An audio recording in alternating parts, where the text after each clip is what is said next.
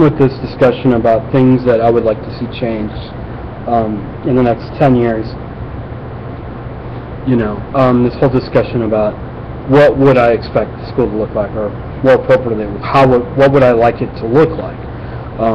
And once again, I'm looking for anybody who wants to add to this. I mean, I'm one person. I think we'd be better off if a lot more people were having this discussion. So if you have something that you'd like to add, please feel free to do that. Like I said, I think this is something that's really kind of important, and therefore we should be having this conversation. Along that lines, one thing that I would love to see changed in education in the next 10 years is an outdated concept.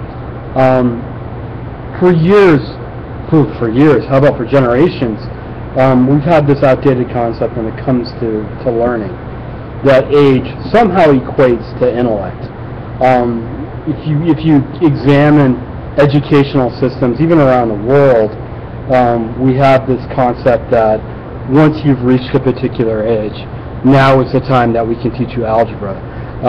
Once you've reached a particular age, this previous material, introduction to biology, whatever it is behind you, and now you're moving on to more advanced material.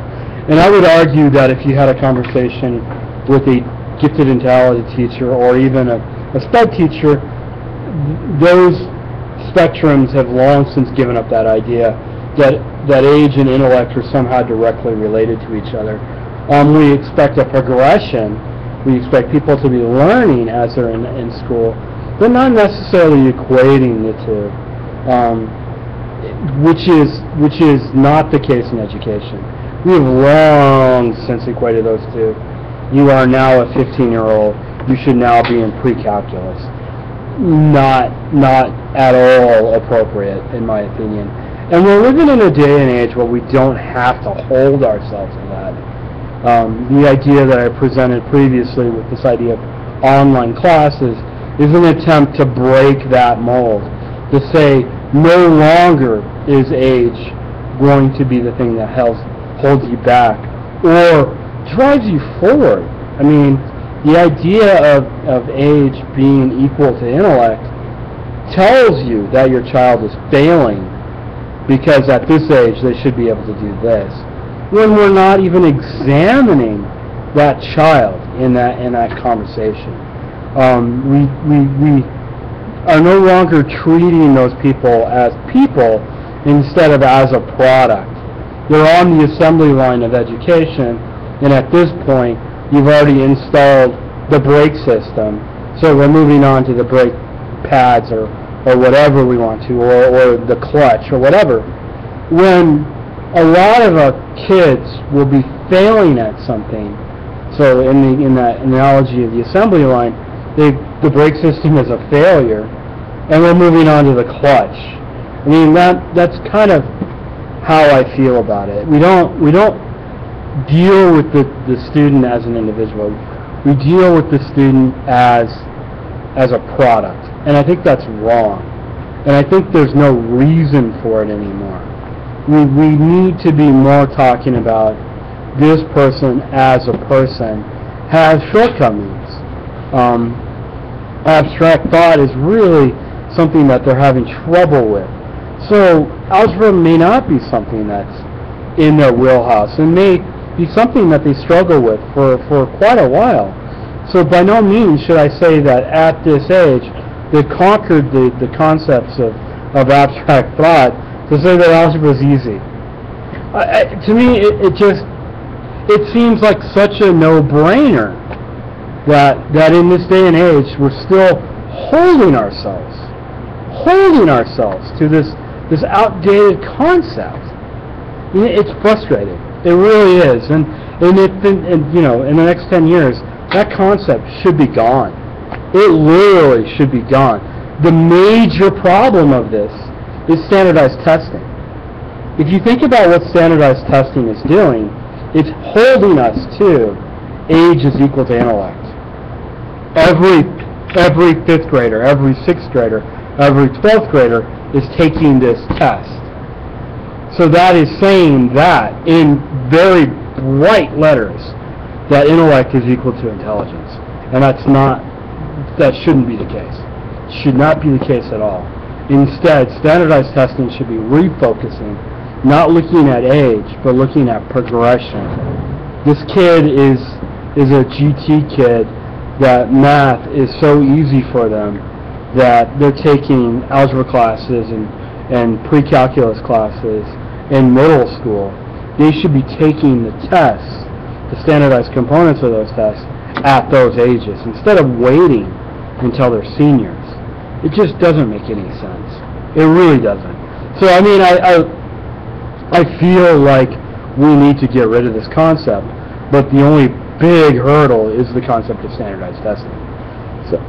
So standardized testing has to be redone to allow, to say this kid is in this class.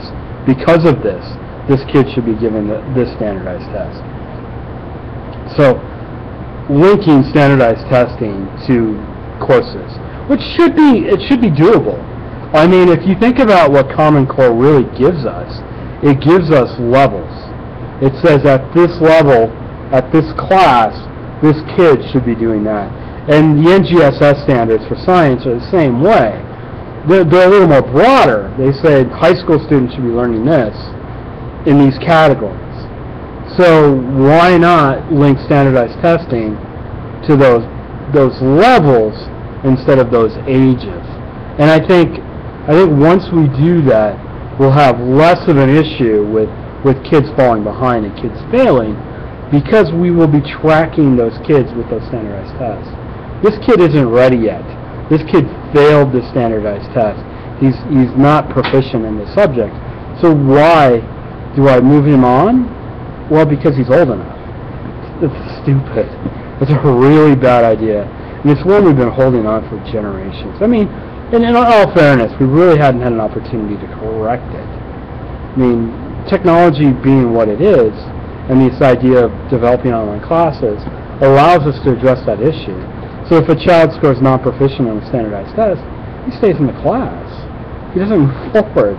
It's really simple. So he's not failing this test only to fail the next standardized test next year, and the next standardized test the year after that, which would be a real benefit, a real boost, if you think about it, to inner city schools having this image of non-performance. Instead, we're saying that age isn't connected to intellect, that there's a whole series of things that affect how well a student is able to interpret a problem and perform on that standardized test. And when those things are in play, say the child is homeless, which is definitely a problem in inner city students, that homeless can drag that intellect down. And it's not that I'm saying that the kid is dumb because of their homeless. It's just that they're not having success in classes because of other outside influences. And disconnecting this age to an intellect will say, all right, this kid is not advancing. Why is this kid not advancing? Well, because he's homeless, or whether there's issues at home, like, you know, parents are involved in drugs, or a whole series of things. And that just allows us to focus more on the child than on the process, if that makes sense. Instead of having a blanket process in order to deal with something, instead we say that the focus is not on the process, but the child itself. Anyway, that's just my mad ramblings. To me, this has been one thing that has bothered me for years, that we directly relate age and intellect, and we need to stop that. We need to stop that as soon as possible. And I think as soon as we do that, we can really have some honest discussions about why kids are struggling and how we address that. All right, thank you. And as always, please respond. I'm looking for people to share their ideas. I think one thing we need to be doing as teachers is opening up a community that allows us to have these conversations. Okay? All right, signing off.